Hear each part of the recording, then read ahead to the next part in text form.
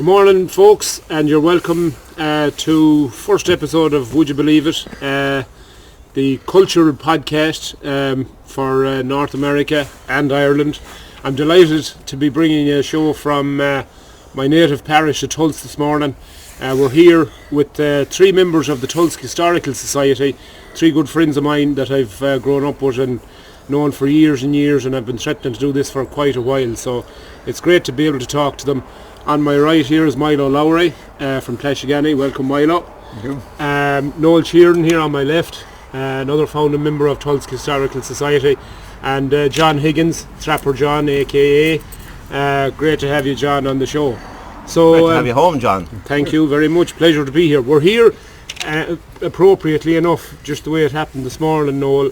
Probably one of the oldest graveyards, not the oldest, but one of the older ones in Tulsk Parish. A lot of history here in Ogulla, the Ogulla well right down the road, 100 yards away. Very historical, the reputed place of baptism of Etna and Fidelma, where the church is called after. So give us a brief history of the Tulsk Historical Society. I know it's been running since 2021. Yeah. It was a COVID offshoot. So the History Society, Tulsk History Society, or THS as we call it. It started in spring of 2021, and really it kind of was first proposed by, I suppose, a small group of people that had an interest in local history, and they would have been chatting about little things, around the parish, different aspects of history, and they then got the idea that it'd be great to form kind of a body that get people to join and people that'd be interested in local history. So they just put word around, and there was a meeting called, and a good few attended, and it started from there. So since then we've been doing a lot of work on different projects and that. And because of COVID at the time, it was all a Zoom group that formed, and it kind of stayed that way to a certain extent, It did, yeah. So that's why we have members all over, I know, because being a member myself, I'm on the thread for the emails and stuff, and we have quite a few members in North America, Canada, Australia. So it's nice to see the diaspora from all over getting involved. It's great that we've a lot of work done, and of course there's always an awful lot of work to do. But we've a newsletter every 3 months that come out since we started, and we have another publication called the Tulsk Morning Howl. It's just a look back on different articles that have appeared down the years about Tulsk, about historical aspects of Tulsk years ago, from old newspapers and that. And we have the graveyard project, of course, that we're at now today, and this is just one of 7 graveyards in the whole parish, and this is our third one. This is our third one, yes, and it's almost completed. The first one was in Tulsk, and the whole idea is that at the end, at each location, that we'll have a sign with the family names and a plot number, so that when visitors call or whatever else, maybe tracing routes, that they call to any of our graveyards when we're fully finished the project. They'll be able to call to any of the graveyards in the parish and look up a surname, and look for plot numbers associated with that surname to know exactly where those families are buried in the graveyard. So it's a great addition to any visitor who hasn't a clue about the layout of a particular graveyard or who's buried where. A quick reference, and they'll find what they're looking for. Right. That's the whole idea. So because in an awful lot of these, I know in Kilcooley, where I'd be familiar with, and Tulsk especially, but here as well, there's an awful lot of gravestones from back in the late 1800s. 1700s, something up there. Yeah. So it's not easy to be able to recognise. And Milo, I seen you putting your magic potion on a couple of headstones. You're not going to divulge the ingredients, but it's very interesting to come across some of those earlier stones and to be able to glean some of the info off it. Well, a lot of them are stones that weren't read before. Then we had that in Kilcooley and Tulsk, and probably the same here now. So it's that's good. But Tulsk is sort of complete, and you can see the signage is already up in Tulsk. If you want to take a photograph of it. It might be good for the people. Absolutely. Abroad. There's tremendous interest in this sort of thing abroad. Lots of people wanting to get to know family lineage and roots, and this is, as Noel said, a great pathway, to getting some of that information. So we'll be putting all photographs, and I've a load of photographs taken, also information of how to contact any of the members on the committee, and also to join. I said myself, my own membership is due today, and I'd encourage anyone abroad or anyone outside of Tulsk to get involved and to join. Like John said, it's very readily available now through Zoom. You've still, I assume, have Zoom meetings, so it's very accessible. So it's a really great project, and like you said, the graveyards are only one part of it. The parish itself, John, is full of history. I mean, absolutely. Last year we took some ladies that I had home from the States out to one of the sites in Rathcroghan, and they were blown away with the history. The most undeveloped site in Europe, I believe. Some may say that it's on par with Newgrange. But it's very much in its infancy yet. Yeah. So it is. To highlight for any of the folks listening in back in the States or wherever, we came across that. I didn't actually realise this until last year, and I've been living here all my life. For anyone that's just as you mentioned, Newgrange, there's a mini Newgrange right up the road here, about 1.5 miles up the road now. Oh, there is. And we investigated it last year when we were on tour, and it's got the same. It mimics Newgrange in terms of the passageway, and at the winter solstice the passage floods with light. Yeah, absolutely. Yeah, it captures the shortest day, whereas I think Newgrange captures the longest day. Yeah. So it's incredible the way back in those thousands of years ago. I mean the knowledge and the architecture. It might have been rudimentary and basic, but they still had the thing pretty well off to a T. That particular one, what it does, it captures the setting sun perfectly, whereas Newgrange captures the rising sun. That's the difference in them. Yeah. But again, for anybody that's interested, there's information on your website regarding those sites. And I know there's one of the sites in Rathcroghan is also in for UNESCO. Absolutely. Recognition. A Heritage Award, yeah. It's in, the application has gone in, the Rathcroghan Visitor Centre and the committee that kind of oversee all that, they have a big submission made, along with of course other sites around Europe, and they're I suppose waiting for the outcome of that application. But it to be a major achievement, to really put Rathcroghan on the map. Absolutely. It's already on the map, but it would highlight globally, all about Rathcroghan, and it's a huge boost for local tourism, and because it's a major thing. Just it hasn't yet been exposed properly.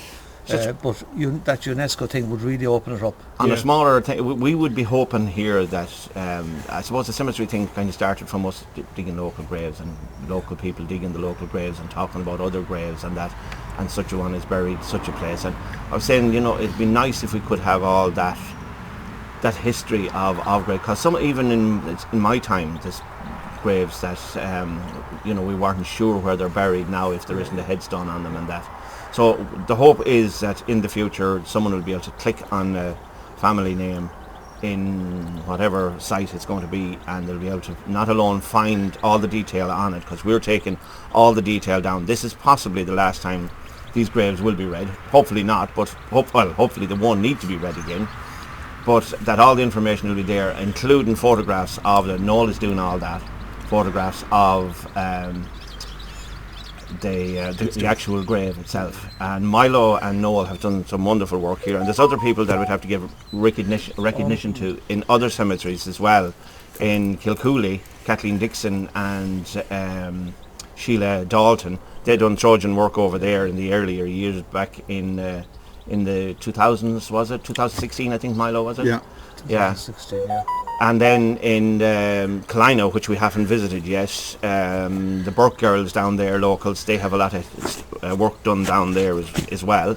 And if we go further back to 1984, I think Manus Tiernan Senior, he done was an ankle scheme, was it? Ankle. And they put down at the time all the information. But believe it or not, some of the graves weren't able to be read that time. That Milo's magic portion has made it possible to read now. Yeah. Some of the ones that they read then, we can't read now at all. So just that information all side by side now, I think we have about 97%, I think, out of the graves now. Like, I mean, we can't read if it's just a stone and there's no marking on it, you know. Yeah. We couldn't read that. But Just another- so far so good. It's going well. Like other people that we say when we were doing the graveyards, you know, the weather has to be fine, of course, as it is this morning. But a lot of people, other people came along as well, on and off, to help with the reading of the headstones, you know. Right. Just taking down the detail. And then Mike Lennon would be another man who did an awful lot of work Behind the scenes. putting this up, creating a database and all the paperwork for the work, you know. So the website is that tells a lot about the work we're at is Tulsk HS, Tulsk History Society, so tulskhs.com. Okay. And also we have everything is on a Tulsk History Society Facebook page as well. Just Okay. they're two good reference points, especially people that are not living locally, you know. Yeah. And all of that info is going to be up on our Facebook page and Right. and on the podcast page as well. So all that info will be there readily available. You lads have an office as well that was recently set up in the village. In the Macra Hall, yeah, in what was the old laundrette. We moved into that about a year and a half ago, I think, about a year and a half ago. About that. Yeah, and we have a filing cabinet, we have all that, an awful lot of stuff, and an awful lot of stuff is being added to all the time from local stuff, and we do appeal to people. We don't want to take away some of family photos or anything like that. Copies of information, that's all we want, is just copies, either let it be on print or on photos and that, just to keep adding to the history, to our file, I suppose, of history there, you know. I would also like to thank Eileen Byrne, who can't be with us this morning, and Jodie Moylan, who are normally with us here on the graveyard project, but they just couldn't make it this morning. Yeah, and I know you have an extensive group of people, as you said, that gets involved, and not alone at meetings, but also physically. You know, like there's a lot of work done down the road, as I said, at Ogulla. The graveyard's another project. And I know you've worked on around the village as well, so it's hats off to you lads. It's, you know, it's great work, and it's great, you know, for a historical parish like it. It's nice to see it highlighted. It's great. I mean, I tell you, it's so interesting to actually get the detail and the background to a lot of things that have happened or gone on, you know. And I think everybody involved is really interested in it. That's what kind of gels the whole thing, the whole lot of us together. A lot of history has been let go. A lot of stories have been let go. A lot of characters who had the history has been let go. But I mean, that's gone. There's nothing we can do about that now.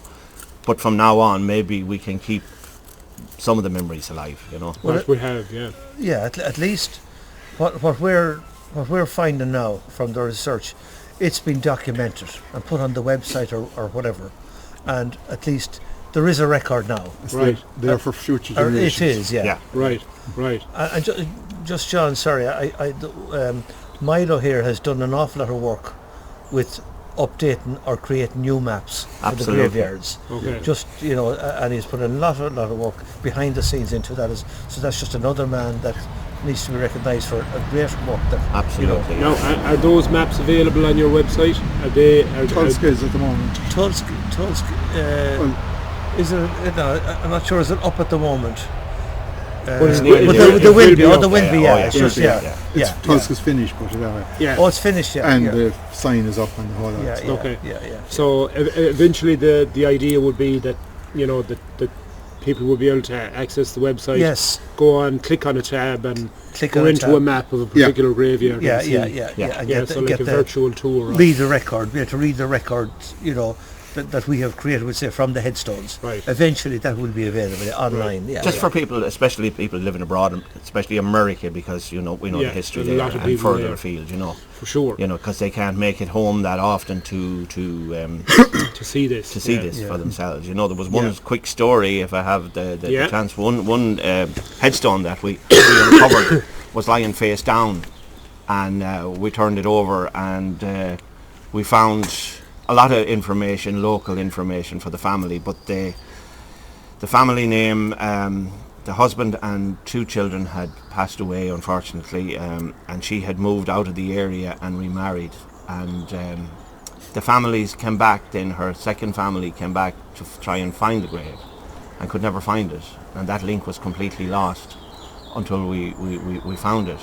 And the family now have completely refurbished the headstone, and there'll be kind of a service someday in the cemetery, and we'll meet all the family, and it's such a good story that happened. Yeah, know. great. Yeah, and that's directly as a result. Of we turning over a headstone. Yeah, It simple was as that. perfectly preserved because it had been down maybe 50 years. Right. I never had seen it before. Yeah, yeah, great. I mean, that's it's that's success another story, It but, is, and it's another link created. Yes, that absolutely, wouldn't yeah. normally have happened or naturally have happened. But as you said, John, as a finish note, to any of the folks listening in or watching in, as you said, a lot of this could have come from digging graves, and I can remember back in the day we had some funny experiences digging graves, and some of the best days, even though there were sad Absolutely. occasions, Yeah. but they turned out to be Yeah. great days. Yeah. And nights. And nights. And I can remember one man in particular, I won't mention any names, was in Kilcooley, and we were digging a grave for this particular man, and the next morning when the priest arrived there was a big crack in the side of the grave, and one particular character that was resting his shoulder on a shovel, the priest suggested that they'd wait for a few minutes to let the people in off the side of the road, and this particular gentleman informed the parish priest that if he didn't plant him soon that he wouldn't have a hole to put him into, because the whole lot was about to slip collapse, yeah. and collapse, and the priest buried him in record time. That's right. But anyway, it's funny story. Job done anyway. Job done. So anyway, that's the story of it, folks. And Milo, There's another story here, which is a grave here, connected to myself, Patrick Lowry. His grand aunt was the first woman pioneer in Australia, owned land in her own right. wow, And there's a book written about her. She's called Isabella Kelly.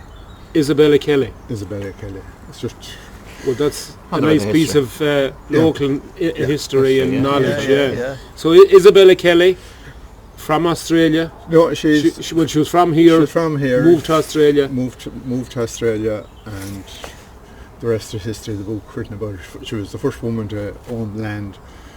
Seemingly, she was about to get married, and the husband didn't turn up, and she was. Wasn't she lucky? She was orphaned, and she was brought up by a judge in England, reared by a judge in England, seemingly, and he gave her money and sent her off to Australia, and Oh. she never got back. And because there was no law in Australia at that time, there was what they called peace commissioners, and a bit like America, where if you stole a horse, you could be hung. In Australia, if you stole cattle or anything like that, whoever charged you with stealing the cattle could take your land, and that's what happened to her. And as I said, there was a book written about her. Jeez. So Isabella Kelly, direct descendant you're a direct descendant of ours, Milo. So interesting stuff. And anybody that can get your hands, I'm going to look for that book, have a look at it. It's interesting stuff. If you can Google it, just Yeah. Isabella Kelly, Australia. Australia. Great stuff. All right. Well, that's it, lads. Thank you very much. It's been a pleasure having you. Thanks so much, Thanks, Noel. John, no, Thanks, yeah. John, and thanks, Milo. Okay. And again, congrats on all your great work. Long may it continue. And I'm looking forward to the next newsletter coming out next month, I think. Yeah. Congrats again, folks. And thanks to Owen on camera. And we'll see you soon for the second episode coming up shortly. Thanks, John. Thanks, folks. Okay. Thanks a million, Thank you. lads. Fair play to you. Lovely.